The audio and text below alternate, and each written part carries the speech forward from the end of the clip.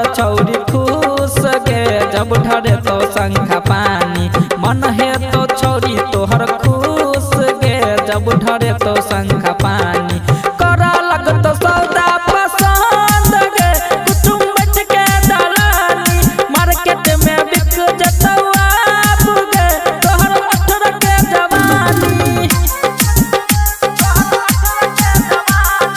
DJ विकास बेतना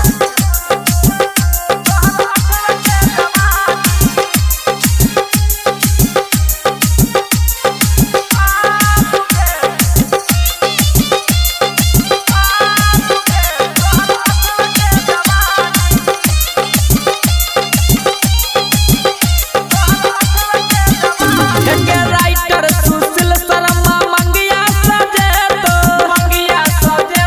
के मंगिया सजे तो राइटर सुशील शर्मा मंगिया सजे तो राइटर सुशील शर्मा मंगिया सजे तो ओ जाई अकेला के तो बुगे तू भूल जबही रानी ओ जाई अकेला के तो बुगे तू भूल जबही रानी कर लगतो सौदा पसंद गे कुटुम बैठ के दलानी मार्केट में बिक जेतवा गे तोहर 18 के जवानी। संभल के रही है।